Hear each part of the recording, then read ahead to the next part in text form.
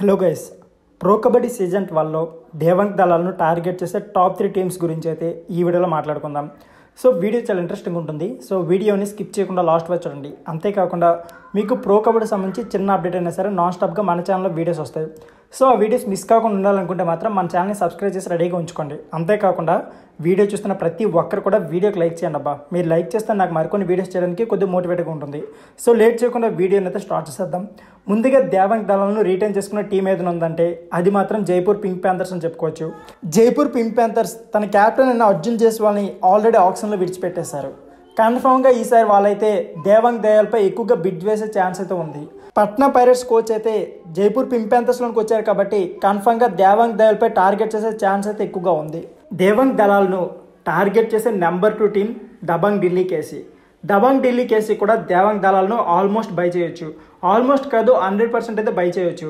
ఎందుకంటే వాళ్ళు పెద్ద పెద్ద ప్లేయర్స్ని అందరిని కూడా ఆప్షన్లో విడిచిపెట్టేశారు కాబట్టి వాళ్ళైతే కన్ఫామ్గా ఈసారి మాత్రం సో దేవంగ్ దళాలను ట్రై చేసే ఛాన్స్ అయితే 100% ఉంది.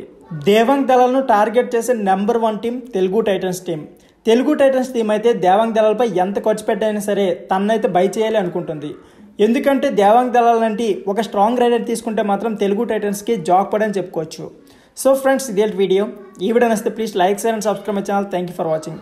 ఇక దేవంగ్ దళాలు ఏ టీంకి వెళ్తే బాగుంటుంది అనుకుంటున్నారో మీ అభిప్రాయాన్ని కామెంట్ బాక్స్లో కామెంట్ చేయండి.